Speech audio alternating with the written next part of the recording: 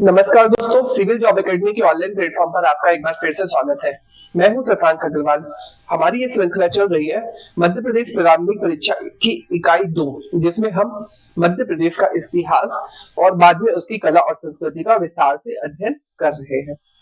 जैसा कि पहले की कक्षा में हमने मध्य प्रदेश के इतिहास का एक ब्रीफ अध्ययन किया, ऊपर ऊपर से अध्ययन किया, जिसमें हमने ये देखा कि मध्य प्रदेश के इतिहास की शुरुआत प्रागैतिहासिक काल से होती है। प्रागैतिहासिक काल में अर्थात इतिहास का वह कालक्रम जिसमें किसी भी प्रकार के लिखित साक्ष्य उपलब्ध नहीं होते। प्राय खुदाई से प्राप्त वस्तुओं से इस काल की जानकारी मिलती है। प्रागैतिहासिक काल को मध्य प्रदेश के संदर्भ में 4 कालखंडों में बांटकर हमने पढ़ा। पहला काल पुरापाषाण काल, दूसरा काल मध्य पाषाण काल, तीसरा काल नवपाषाण काल और चौथा इसमें एरा था ताम्रपाषाण काल। ये था पहला इतिहास का भाग, जिसे प्रागैतिहासिक काल के नाम से जाना गया।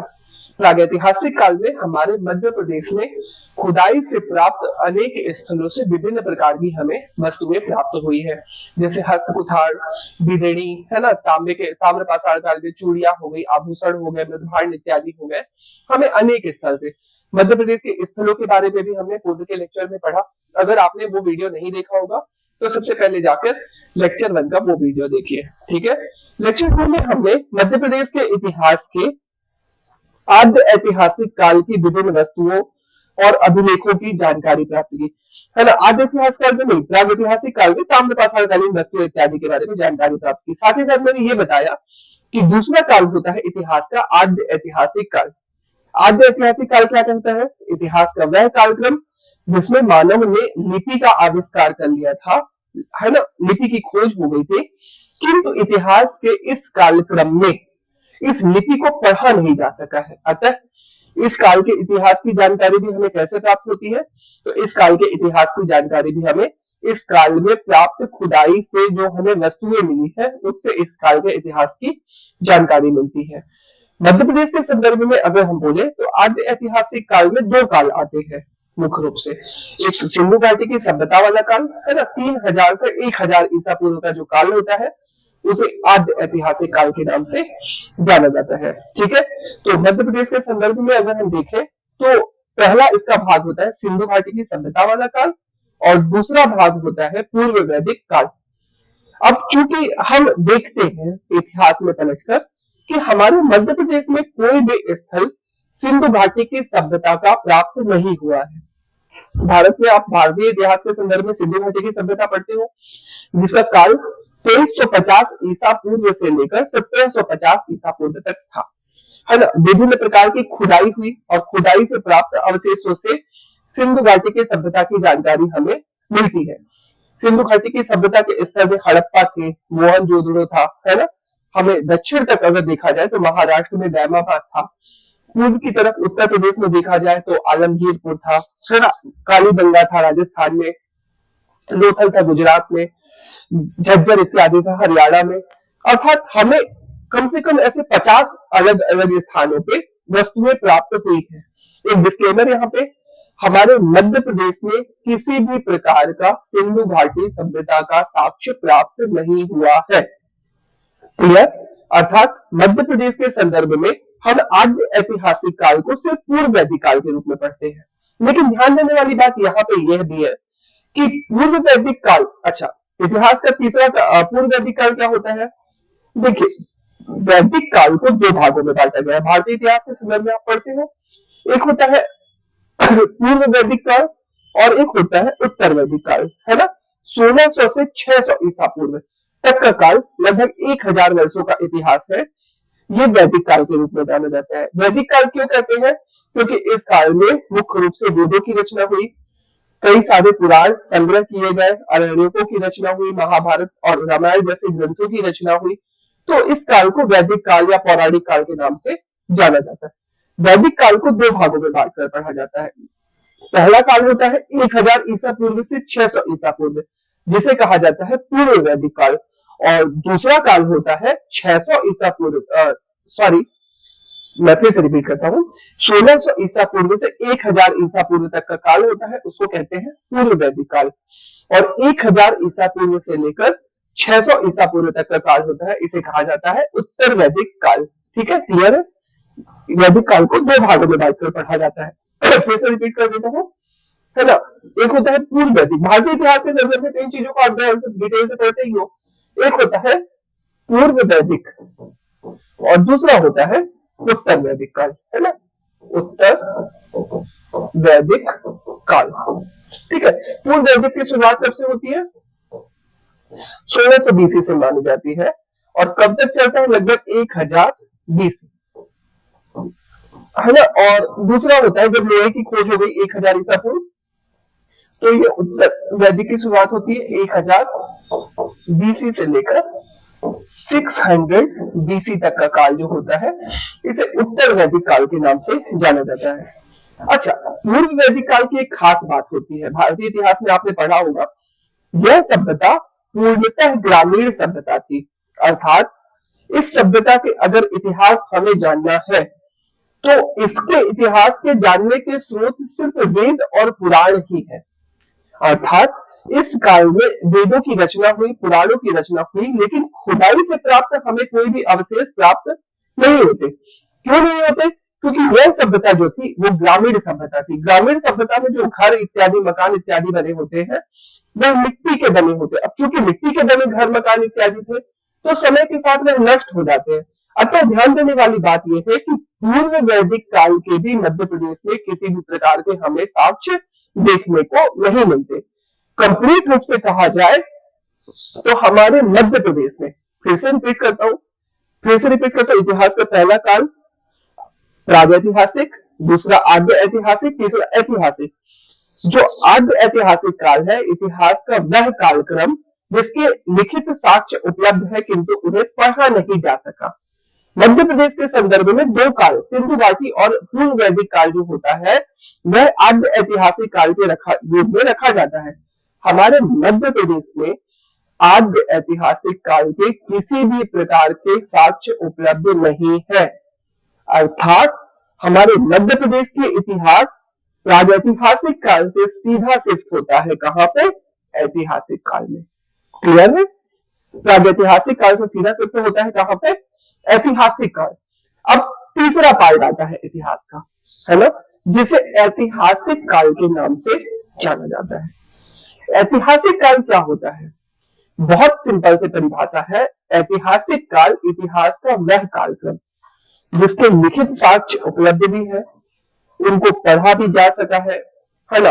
अर्थात इस काल के इतिहास की जानकारी के हमें अनेकों हजारों की संख्या में स्रोत प्राप्त होते हैं। इस काल में जानकारी के अगर हमें स्रोत देखने हो तो इस काल में विभिन्न प्रकार के ग्रंथों की रचना की गई, ठीक है, उससे इतिहास की जानकारी प्राप्त होती है। साहित्यकारों द्वारा अनेक साहित्यों की रचना की गई, उससे हमें इतिहास की जानकारी प्राप्त होती है। फिर विभिन्न शासकों ने अपने अभिलेख स्थापित किए, तो जो अभिलेख हमें है उन अभिलेखों को आराम से पढ़ा जा सकता है। कुछ संस्कृत भाषा के अभिलेख है, कुछ ब्राह्मी और कुछ खरोष्ठी लिपि में लेख लिखे गए हैं। ठीक है, कालांतर में ये देवनागरी के अभिलेख मिलते हैं। फिर हम सल्तनत काल में पहुंचते पहुंचते पारसी भाषा के अभिलेख मिलते हैं। तो ये सभी लेख जो है वो पढ़े जा सके। तो इतिहास की जानकारी के स्रोत में इतिहास साहित्यकार, कुछ पुराण और धार्मिक ग्रंथ होते हैं। तीसरे नंबर पे अभिलेख होते हैं। चौथे नंबर पे जैसे मौर्य इत्यादि काल में जाओ तो स्तूप वगैरह होती है, गुफाएं होती है। और पांचवें नंबर पे इस काल में बनाए गए महल और किले होते हैं। छठे नंबर पे इस काल के अन्य स्थापत्य, मंदिर, मस्जिद इत्यादि होते हैं। इन सबों को अगर हम कंप्लीट रूप से अध्ययन करें तो इस काल के इतिहास की हमें विस्तार से जानकारी मिलती है। सातवें स्रोत के रूप में हम विदेशी यात्रियों के वृत्तांतों को भी रख सकते हैं। अर्थात इस काल में अनेक विदेशी यात्रियों ने, है ना, समय के साथ अलग अलग विदेशी यात्रियों ने भारत की यात्राएं की। जैसे बेलसान हो गया, फायान हो गया, इसिंग हो गया, है ना, मेगास्थनीज हो गया। फिर अगर संस्कृत काल में आ गए तो इब्न बतूता हो गया, अल-बरूनी हो गया। ऐसे अनेक विदेशी यात्री है जिन्होंने भारत की यात्राएं की और भारत की यात्राओं में उन्होंने अपने यात्रा वृत्तांतों का विस्तार से वर्णन किया है। तो हमें इस काल के इतिहास की जानकारी इन यात्रा वृत्तांतों से भी प्राप्त होती है। ठीक है, अब हम आते हैं मध्य प्रदेश के संदर्भ में। हमारे मध्य प्रदेश के संदर्भ में इस काल के इतिहास की अगर हमें जानकारी प्राप्त करनी है तो इस काल के इतिहास की जानकारी का जो प्रमुख स्रोत है ना। अच्छा, शुरुआत कहां से होती है? तो इसकी जो शुरुआत बहुत स्टार्टिंग में हो जाती है उत्तर वैदिक काल से, जहां व्यवस्थित रूप से वेद पुराण इत्यादि लिखे जा चुके हैं। अतः इस काल को वैदिक काल या पौराणिक काल के नाम से भी जाना जाता है। कालांतर में फिर महाजनपदों का युग आएगा। महाजनपदों के बाद मगध का उत्कर्ष होगा और मगध के उत्कर्ष के बाद वहां पे कुछ राजवंशों का शासन व्यवस्था स्थापित होगी, जिसके अधीन हमारा मध्य प्रदेश राज्य क्षेत्र भी शामिल होगा। क्लियर है? तो हमें इतिहास की यह जानकारी इन्हीं राजवंशों के अध्ययन से प्राप्त होती है। जब हम वैदिक काल में जाते हैं तो हमारे वैदिक काल में, जैसे कि मैंने बताया, वैदिक काल में भी ना हमारे मध्य प्रदेश का जो इतिहास है वह उत्तर वैदिक काल से है। कहां से है? उत्तर वैदिक काल से है। ठीक है, उत्तर वैदिक काल का अगर हम अध्ययन करते हैं तो उत्तर वैदिक काल में हमारे मध्य प्रदेश में अनेक शहर हुआ करते थे। इन शहरों का अगर हम वर्णन करना चाहें तो एक हुआ करता था वत्स, है ना, जो वर्तमान में किस संदर्भ में ग्वालियर और उसके आसपास के क्षेत्रों के रूप में लिया जा सकता है। दूसरा हुआ करता था नलपुर, वैदिक काल में एक बड़ा प्रसिद्ध शहर था नलपुर, जिसे वर्तमान में शिवपुरी के संदर्भ में लिया जा सकता है। तीसरा हुआ करता था दसपुर, है ना, दशानन की ससुराल मानी जाती है मंदसौर, है ना, जो वर्तमान में लिया जा सकता है। अवंती एक प्रसिद्ध शहर था, है ना। फिर उसके बाद विदिशा या दसाड़ जिसे कहा जाता था, वर्तमान में इसे विदिशा के संदर्भ में लिया जा सकता था, ये वैदिक कालीन शहर है। फिर एरर जिसे गुप्त काल में स्वभूत नगर कहा गया, यह एक प्राचीन शहर था जिसे गुप्त काल में वैदिक काल में स्थापित हुआ था। फिर एक था तुंडीकोर शहर जिसे दमोह के रूप में वर्तमान में लिया जा सकता है। ठीक है, फिर त्रिपुरी शहर जिसे वर्तमान में जबलपुर के रूप में लिया जा सकता है। नीलकंठी शहर जिसे वर्तमान में छिंदवाड़ा के रूप में, और अनूप जिसे निमाड़ क्षेत्र के रूप में लिया जा सकता है। अच्छा, ध्यान देने वाली बात आपकी यहाँ पे ये है कि मध्य प्रदेश में ना प्रारंभिक परीक्षा में ये शहर सिर्फ आपको याद नहीं रखना। अक्सर मध्य प्रदेश प्रारंभिक परीक्षा में बहुत अगर सरल प्रश्नों में जब वो जाते हैं तो शहर और उसके प्राचीन नाम की एक लिस्ट आपसे पूछी जाती है। समय के साथ अलग अलग कालों में स्थापित मैं शहर बताते चलूंगा। अक्सर मैं जो पढ़ाता हूँ, मेरे पढ़ाने का तरीका ये है कि मैं कॉन्सेप्ट पर ज्यादा फोकस करता हूँ बजाय कि बच्चों को फैक्ट रटवाने के। फैक्ट मुझे पता है कि जो पीएससी के योग्य छात्र होते हैं उनके लिए फैक्ट याद करना बहुत महत्वपूर्ण नहीं होता, और ना ही उनके लिए बहुत ऐसे कोडिंग की जरूरत होती है। कोडिंग वाले छात्र जो होते हैं, मेरा मानना है कि वो प्राय जो बहुत सरल सी जैसे रेलवे इत्यादि की जो परीक्षाएं होती है उसमें काम आते हैं। आपको अगर कॉन्सेप्ट नहीं क्लियर रहेगा तो मध्य प्रदेश की प्रारंभिक और मुख्य कोई भी परीक्षा आप आसानी से नहीं निकाल पाओगे। हो सकता है प्रारंभिक परीक्षा आप निकाल भी लोगे फैक्ट, लेकिन 9th में आके आपको फिर ये चीजें पढ़नी पड़ेंगी और वहां पे आपको कॉन्सेप्ट क्लियर करना पड़ेगा। तो फैक्ट तो मैं आपको प्रारंभिक परीक्षा के अकॉर्डिंग पूरे बताऊंगा और उससे ज्यादा बताऊंगा, आवश्यकता से ज्यादा बताऊंगा, लेकिन आप लोग कॉन्सेप्ट पर भी अपने ध्यान रखिएगा। ठीक है, तो यहाँ से फैक्ट आपको क्या निकालने हैं, ये सारे शहर जैसा कि मैंने आपको बताया वैदिक कालीन शहर थे, परंतु आपको वैदिक कालीन शहरों के साथ साथ शहर और उनके प्राचीन नाम ये प्रारंभिक परीक्षा के दृष्टिकोण से महत्वपूर्ण है, इनको याद करने हैं। शहर और उनके प्राचीन नाम, जैसे ग्वालियर का प्राचीन नाम क्या हुआ था? वैदिक काल में ग्वालियर का जो प्राचीन नाम हुआ करता था उसे कहा जाता था वत्स। आप अपनी कॉपी में ऐसे एक लिस्ट बनाओ, ठीक है, यहाँ पे लिखो शहर के प्राचीन नाम और यहाँ पे लिखिए नए नाम या वर्तमान नाम ना। एक तरफ आप लिखिए वत्स और दूसरी तरफ लिखिए ग्वालियर का प्राचीन नाम क्या था? वत्स। दूसरा लिखिए नलपुर, है ना। नलपुर किसका प्राचीन नाम था? आपको याद होना चाहिए, नलपुर नाम था शिवपुरी का। क्लियर। तीसरे नंबर पे है टुंडीकोर। क्या है? टुंडीकोर किसका प्राचीन नाम था? तो वर्तमान में टुंडीकोर से दमोह को रिलेट किया जा सकता है। ठीक है। चौथे नंबर पे एरन किसका प्राचीन नाम था? तो वर्तमान में इसको सागर से लिया जा सकता है। फिर दसार्ण, दसार्ण किसका प्राचीन नाम था? तो वर्तमान में इसको भीलसा, भीलसा भी गुप्त काल में भीलसा पड़ता है और फिर कालांतर में इसको विदिशा कहा जाने लगा। तो वर्तमान में आप इसको विदिशा से ले सकते हो। ठीक है। त्रिपुरी, तेवर है ना, त्रिपुरी। हालांकि त्रिपुरी ना जबलपुर नहीं, जबलपुर के पास ही एक स्थल है, लेकिन वर्तमान में इसे जबलपुर से लोकेट किया जा सकता है। ठीक है। नीलकंठी, छिंदवाड़ा और उसके बाद अवंती, उज्जैन, दसपुर, मंदसौर।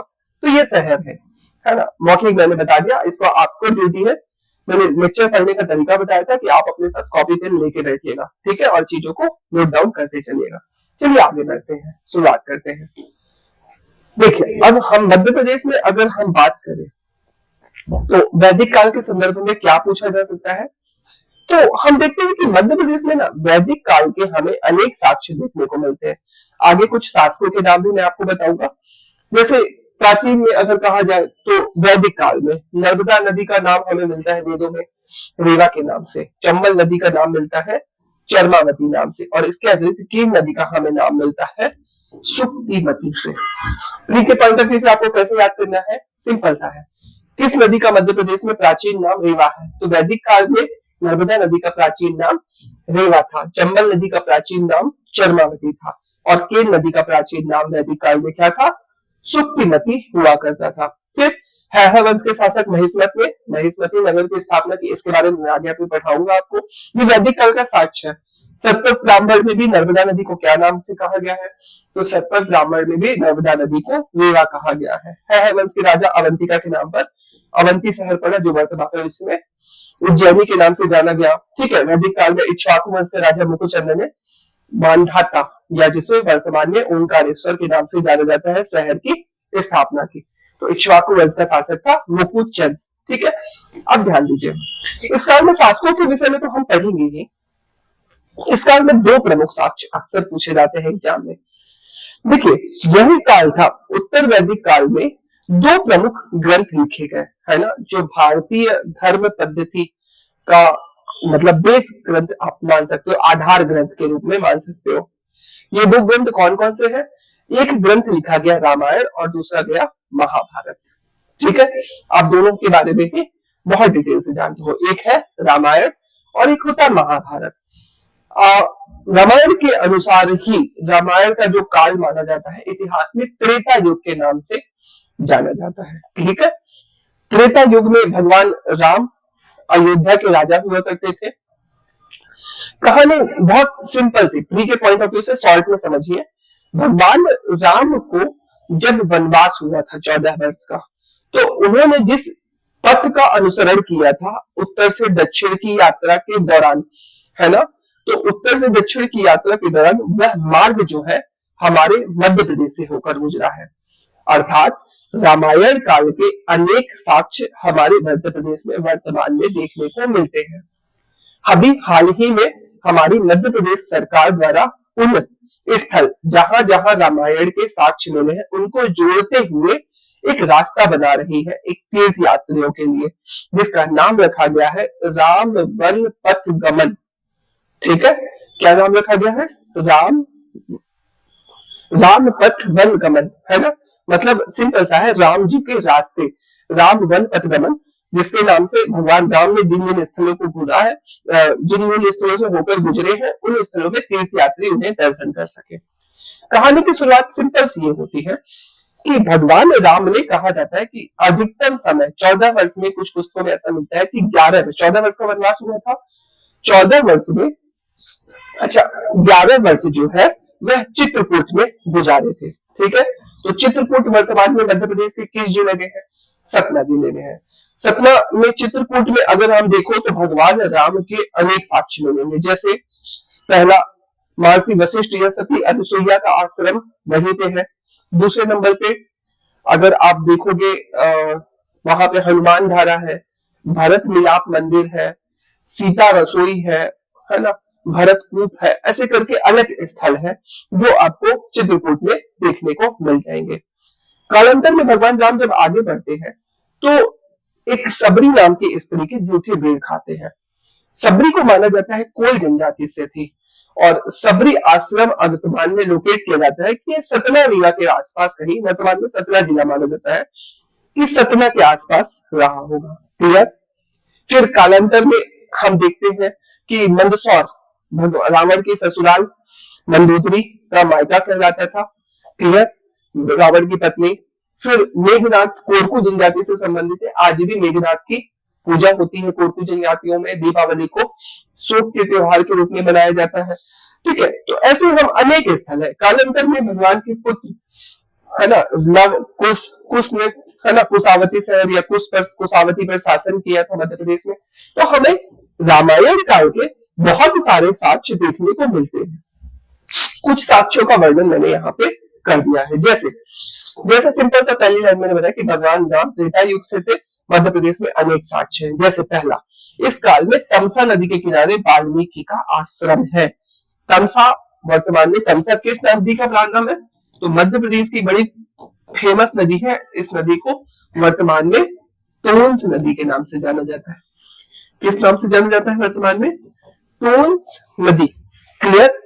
तो टोंस नदी जो है वह हमारे मध्य प्रदेश से संबंधित है और इसी टोंस नदी के तट पर ही महर्षि वाल्मीकि का आश्रम था। वाल्मीकि जिन्होंने रामायण की रचना की। क्लियर। वाल्मीकि के आश्रम में ही जब सीता जी को घर से निकाल दिया गया था तो उन्होंने वन में अपना जीवन व्यतीत किया था, है ना। तो वो महर्षि वाल्मीकि के आश्रम में ही है। लव और कुश का जो जन्म हुआ था वो महर्षि वाल्मीकि के आश्रम में हुआ था। क्लियर।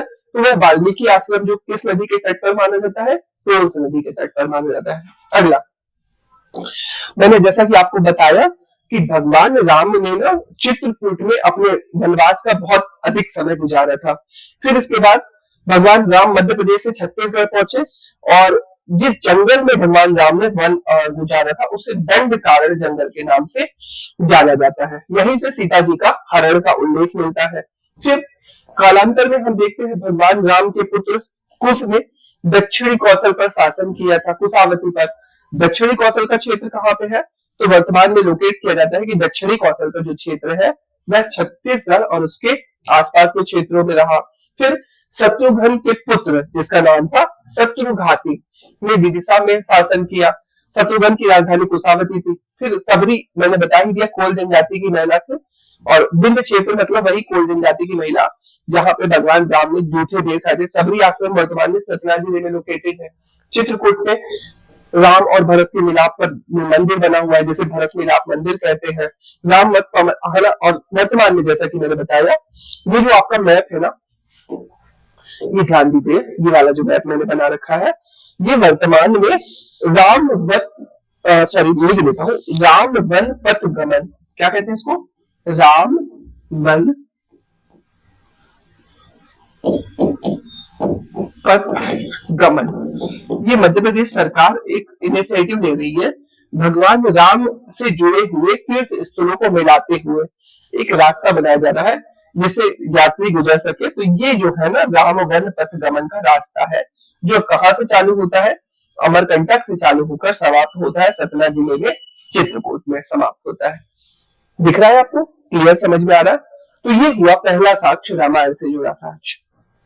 अब दूसरा प्रमुख ग्रंथ है महाभारत। एक मिनट में पानी पी लो फिर महाभारत के बारे में चर्चा करते हैं।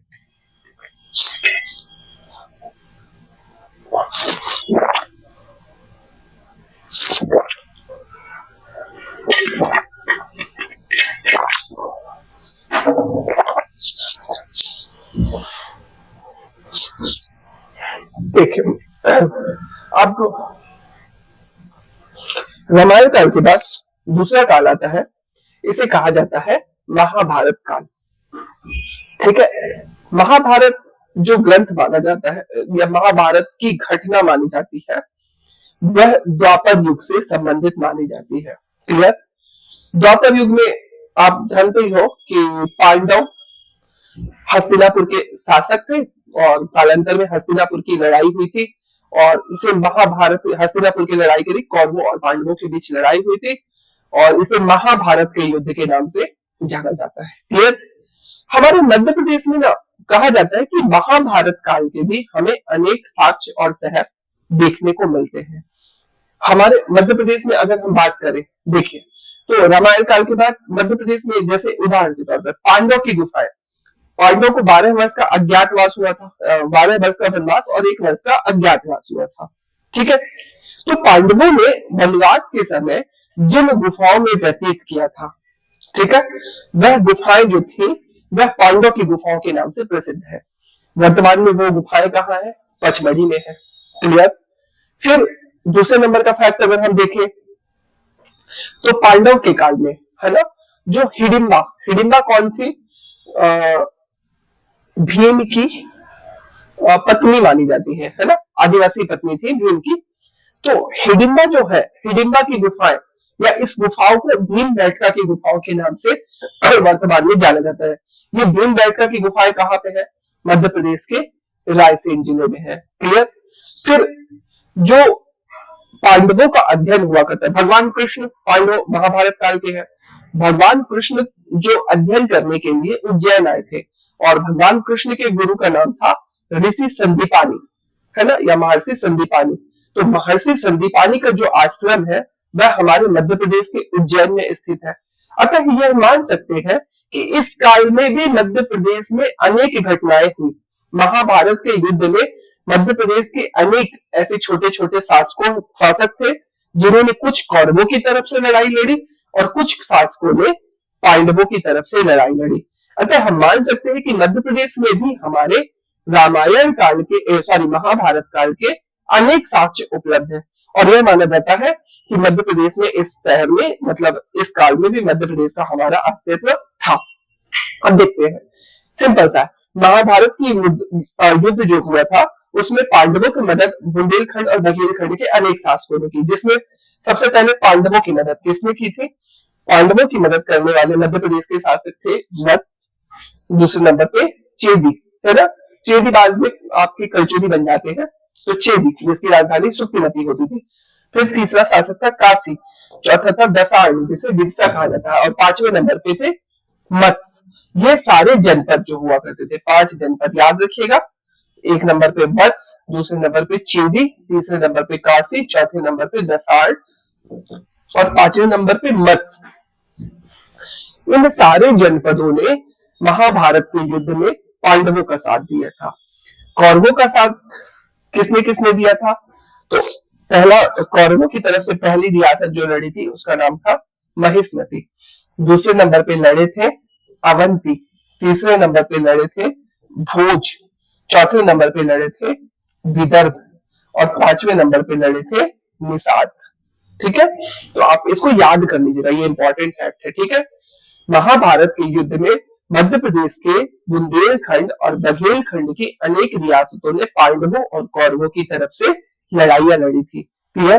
पांडवों की तरफ से लड़ाई लड़ने वाले थे, पहले नंबर पे थे वत्स, दूसरे नंबर पे थे चेदी, तीसरे नंबर पे थे दसार्ण, चौथे नंबर पे थे आपके काशी और 5वें नंबर पे थे मत्स्य। क्लियर। वत्स, चेदी, काशी, दसार्ण और मत्स्य। ठीक है, मत्स्य नरेश आपने पढ़ा होगा अगर महाभारत देखे होंगे। फिर कौरवों की तरफ से किसने लड़ाई ली थी? महिष्मति, अवंती, भोज, विदर्भ और निषाद। इन 5 रियासतों ने, या 5 रियासत नहीं कहेंगे, जनपद में, जनपद के बाद काल आएगा महाजनपद का काल। तो इन 5 जनपदों ने किसकी तरफ से लड़ाई लड़ी थी? इन 5 जनपदों ने कौरवों की तरफ से लड़ाई लड़ी थी। ठीक है, फिर कुछ और साक्ष्य, जैसे पांडवों की विजय के पश्चात अपना संपूर्ण राज्य अभिमन्यु के पुत्र परीक्षित को सौंपकर ये जंगल चले गए थे। ठीक है, महाभारत में मध्य प्रदेश के प्रमुख शहर अगर हम देखें तो कौन कौन से मध्य प्रदेश में महाभारत काल में शहर हुआ करते थे? तो महाभारत काल में एक शहर था महिष्मति, दूसरा शहर था उज्जैनी, तीसरा था कुंतलपुर, चौथा था विराटपुरी, है ना, जिसे वर्तमान में सोहागपुर के नाम से जाना जाता है। ठीक है, कुंतलपुर कुंती का मायका था, वर्तमान में कहाँ पे है? कुंतलपुर किसका नाम है पता है? मुरैना जिले का प्रांत। और लेकिन मुरैना नहीं है, मुरैना के पास एक स्थल है कुंतलपुर जो कुंती का मायका कहलाता है। क्लियर। विराटपुरी, है ना, सोहागपुर के नाम से जाना जाता है। यहाँ पे कहा जाता है कि पांडवों की जो शिक्षा हुई थी गुरु द्रोण का आश्रम में हुई थी ना, द्रोणाचार्य, गुरु द्रोण का आश्रम जो है ना, ये विराटपुरी के पास कहीं पे था, सोहागपुर में था। महिष्मति महेश्वर का प्राचीन नाम था। क्लियर। तो ये हमें साक्ष्य मिलते हैं। शहरों की बात करें तो ये पूरे शहर थे जो महाभारत काल के मध्य प्रदेश के थे। जैसे भीमबेटका रायसेन में थी, पांडव जलप्रपात पचमढ़ी में थी, पांडव गुफा पचमढ़ी में, कुंतलपुर मुरैना में, विराट नगरी शहडोल में। ये पांडवों से संबंधित मध्य प्रदेश के कुछ स्थल थे। अतः माना जाता है कि मध्य प्रदेश में और रामायण और महाभारत काल की अनेक घटनाएं हुई। समझ में आ गया।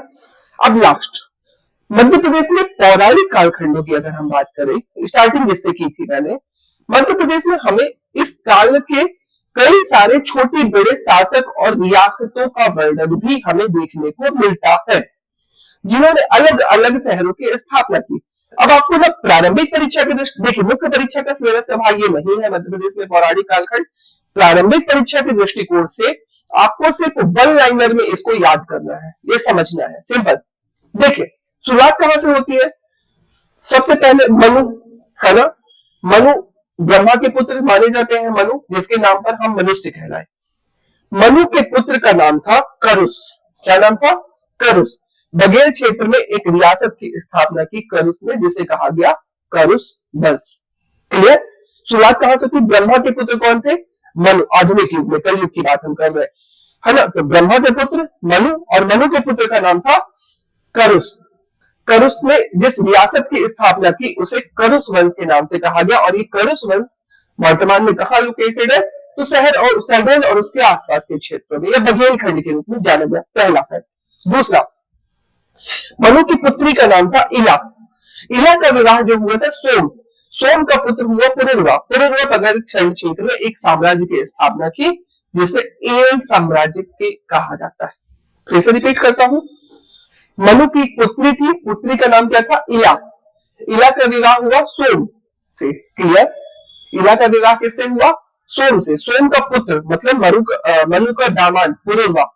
पुरुरवा ने इला के नाम पर एक साम्राज्य स्थापित किया, जिसे बघेलखंड में किस नाम से जाना गया? एल साम्राज्य से।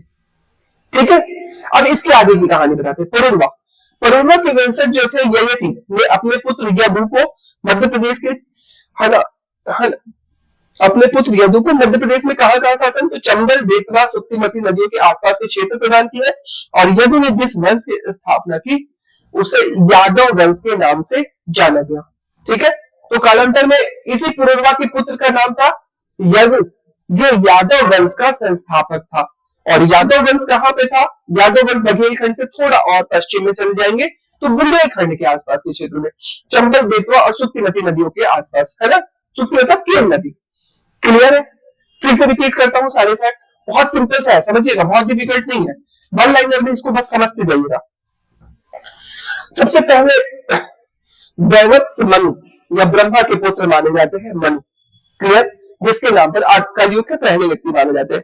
और कहा जाता है ब्रह्मा ने जिन पहले व्यक्तियों के पृथ्वी पर प्रकट किया था उनका नाम था मनु। मनु के पुत्र का नाम था करुष। करुष ने एक रियासत की स्थापना की, जिसे बघेलखंड में करुष वंश के नाम से जाना गया। फिर दूसरा, मनु की पुत्री थी इला। इला के नाम पर पुरुरवा, इला कौन थे? इला के, है ना, इला से पुत्र सोम का विवाह हुआ, सोम का पुत्र हुआ पुरुरवा। इला और सोम के मिलने से पुरुरवा का जन्म हुआ। पुरुरवा ने एक रियासत की स्थापना की बघेलखंड में, जिसे एल साम्राज्य के नाम से जाना गया। अब पुरुरवा का पुत्र हुआ कौन सा? इसका नाम था यदु। यदु ने बुंदेलखंड में एक रियासत की स्थापना की, जिसे यादव वंश के नाम से जाना गया। क्लियर? यहां तक का फैक्ट। आगे बढ़ते हैं। यदु के दो पुत्र हुए, पहले का नाम था क्रोष्टक और दूसरे का नाम था सहस्त्राजित। क्रोष्टक और सहस्त्राजित। क्रोष्टक के वंशज यादव और सहस्त्राजित के वंशज है कहलाए। दो रियासतें बन गई। यदु के दो पुत्र हुए, एक का नाम था क्रोष्टक और दूसरे नाम था सहस्त्राजित। याद रखिएगा, दो पुत्र हुए, है ना, क्रोष्टक और सहस्त्राजित। यदु का एक वंशज जो है, क्रोष्टक के वंशज जो कहलाए वो कालांतर में यादव कहलाए, और सहस्त्राजित के जो वंशज हुए वो किस नाम से जाने गए? है नाम से जाने गए। ठीक है। फिर आगे की कहानी। मांडवाता में इक्ष्वाकु वंश के राजा थे। मांधाता क्षेत्र में इक्ष्वाकु पुराणों में उल्लेख मिलता है कि इनका विवाह एल वंश की राजकुमारी बिंदुमती से हुआ था। क्लियर? मांधाता के तीन पुत्र हुए, है ना, पुरकुत्स, अम्बरीश और मुकुचंद। क्लियर? मध्य प्रदेश के उत्तरी क्षेत्र में गंधर्व और दक्षिणी क्षेत्र में नागों का शासन था और बाद में इन दोनों के मध्य आपस में संघर्ष भी हुआ। बहुत सिंपल सा इतिहास है ना। इसको वन लाइनर में आप समझिएगा। कालांतर में देखिए कोष्टक से यादव और है यहां तक की बात समझ में आई। फिर मध्य प्रदेश के पश्चिमी भाग में एक मांधाता इक्ष्वाकु वंश के राजा मांधाता थे। ठीक है, मांधाता का वर्णन क्या मिलता है कि मांधाता के वर्णन जो है बिंदुमती से विवाह हुआ था राजकुमारी के, इन वंश की राजकुमारी बिंदुमती से इनका विवाह हुआ था और मांधाता के 3 पुत्र हुए, पुरुकुस, अम्बरीक और मुकुचन, है ना। बस इसके अतिरिक्त मध्य प्रदेश में उत्तरी क्षेत्र और दक्षिणी क्षेत्र में एक नाग वंश का भी शासक था। बाद में दोनों के मध्य संघर्ष होता है। क्लियर। अब कुछ राजाओं के नाम आप वन लाइनर में याद कर लो। जैसे पहला राजा मुकुचन, जिसका नाम अभी हम उल्लेख मिला, कौन था? तो बस सिंपल समझिए, इक्ष्वाकु वंश का राजा मांधाता का पुत्र, है ना। मांधाता का, इसने मांधाता के नाम से मांधाता नगरी या ओंकारेश्वर शहर की स्थापना की। समकालीन समय में ही मांधाता में एक शहर हुआ करता था जिसे मांधाता नगरी के नाम से जाना गया। ये इक्ष्वाकु वंश के नाम से जाना जाता। तो इक्ष्वाकु वंश का राजा था कौन? मुकुचन, जिसने ओंकारेश्वर या मांधाता शहर की स्थापना की। ठीक है। नेक्स्ट दूसरा राजा महेश्मति, है वंश, जैसे मैंने बताया कोष्टक के पुत्र जो है कहलाए और है वंश का शासक था जिसमें इक्ष्वाकु वंश के राजा मुकुचंद ने पराजित किया था। इसने नर्मदा के किनारे महेश्मति शहर की स्थापना की थी। क्लियर। इनके मध्य युद्ध का वर्णन मिलता है। उत्तरी क्षेत्र में थे आपके इक्ष्वाकु और क्षेत्र मांधाता, इनके बीच आपस है वंश के राजा और इनके दक्षिण में थे मांधाता। इनके मध्य आपस में युद्ध हुआ और युद्ध में महेश्मत जो है वो पराजित हुआ था। क्लियर। तीसरा कीर्तिवीर अर्जुन, है वंश का सबसे प्रतापी राजा माना जाता है। इसका अन्य नाम सहस्त्रबाहु अर्जुन था। कीर्तिवीर अर्जुन। आपको सहस्त्रधारा जलप्रपात पता है बृहस्पति की? कहा जाता है कि इसी ने स्थापित की। एक बार इनको गुस्सा आया और इन्होंने नर्मदा नदी को रोक लिया। इनकी 1000 भुजाएं हुआ करती थी। नर्मदा नदी अलग अलग स्थानों से ऐसे निकली जिससे सहस्त्रधारा जलप्रपात बना। महेश्वर में स्थित है, इन्हीं के नाम पर है। कारकोट के युद्ध में इसने अनुज देश के शासक को हराया था और रावण ने इसे बंदी बना रखा था। बस इसको वन लाइनर पे आप याद कर लीजिए। आप हर रियासत में नहीं जा सकते कारकोट में सब कौन है। ठीक है। फिर एक जयध्वज, कीर्तिवीर अर्जुन का पुत्र, इसने उज्जैनी को जीता। जयध्वज के वंशज नीतिहोत्र चुंडिकोल वर्तमान में बुंदेलखंड पर शासन किया। क्लियर। फिर राजा अवंती जयध्वज का पौत्र था। इसके नाम पर ही उज्जैनी का नाम अवंतिका पड़ा था। ठीक है। ये थे पौराणिक वंश के कुछ इतिहास के स्रोत। आप स्टार्टिंग में सिर्फ 4-5 फैक्टरों से ही इसकी याद करिए। इससे बहुत प्रश्न बनने की संभावना नहीं होती। बहुत सिंपल से प्रश्न बनते हैं। ठीक है वंश के राजाओं के संबंध में कुछ क्वेश्चन बनते हैं, कुछ क्वेश्चन बनते हैं मुकुचंद इत्यादि के बारे में। इसके अतिरिक्त पौराणिक काल से बहुत ज्यादा प्रश्न पूछे नहीं जाते। ठीक है। तो आज हमने मध्य प्रदेश में रामायण काल, महाभारत काल और पौराणिक काल का विस्तार से अध्ययन किया। क्लियर। अब आगे का जो लेक्चर होगा, अब इसके बाद मध्य प्रदेश के व्यवस्थित इतिहास की शुरुआत होगी। महाभारत के युद्ध के बाद अब ये जन धीरे धीरे एकत्र होते हैं और जनपदों में वर्णित होते हैं। किसमें परिवर्तित हो जाते हैं? जन इकट्ठा होते हैं। जैसे मैंने बताया ना, यहाँ पंचजन्य और पंचजन्य जिन्होंने कौरवों की तरफ से लड़ाई करी और पंचजन्य जिसने पांडवों की तरफ से लड़ाई करी। जन धीरे धीरे थोड़े स्वरूप में अपने आते गए, बड़े बड़े महानगर बने और ये बदल गए जनपद में। 600 ईसा पूर्व भारतीय इतिहास में 16 महाजनपदों का वर्णन हमें मिलता है। यह वर्णन कहाँ मिलता है? बौद्ध धर्म के अंगुत्तर निकाय और जैन ग्रंथ भगवती सूत्र में 16 महाजनपद। तो मध्य प्रदेश के संदर्भ में इतिहास में अगर हम पढ़े तो इन 16 महाजनपदों में से 2 महाजनपद हमारे मध्य प्रदेश के राज्य क्षेत्र में थे। एक जनपद था अवंती और दूसरा महाजनपद था चेदी। कालांतर में अवंती और चेदी ने कुछ समय तक शासन किया और समय के साथ मगध का उत्कर्ष होता है और मगध के उत्कर्ष के साथ ही इन महाजनपदों का अंत होता है और इतिहास में एक नए युग का आरंभ होता है, नंदवंश। और नंदवंश के पश्चात मध्य प्रदेश के संदर्भ में हम बात करेंगे तो मौर्य वंश। क्लियर। और मौर्य वंश से हमारे मध्य प्रदेश का एक क्रमागत इतिहास चालू होता है जिसमें हमें कई छोटी बड़ी रियासतों के बारे में पढ़ने को मिलेगा। उम्मीद है आपको लेक्चर समझ में आया होगा। आप लेक्चर से जुड़े रहिए। हम मध्य प्रदेश के इतिहास का संपूर्ण और विस्तार से अध्ययन करेंगे। मेरा विश्वास मानिए आप अंतिम लेक्चर तक पहुंचते पहुंचते मध्य प्रदेश के इतिहास की इस स्थिति में होंगे कि प्रारंभिक या मुख्य परीक्षा के लिए भी आप अच्छे से तैयार होंगे। आपके कॉन्सेप्ट सारे क्लियर रहेंगे। क्लियर। और साथ ही साथ हम मध्य प्रदेश का इतिहास का इस तरह अध्ययन करेंगे प्रारंभिक परीक्षा के एक भी प्रश्न बाहर नहीं जाए। साथ ही साथ हम लोक कला संस्कृति 10वीं यूनिट में और 10वीं के साथ दूसरी यूनिट में मध्य प्रदेश की संपूर्ण लोक कला संस्कृति के बारे में पढ़ेंगे। आपको लेक्चर जैसा भी लगा हो इसके बारे में फीडबैक जरूर दीजिएगा।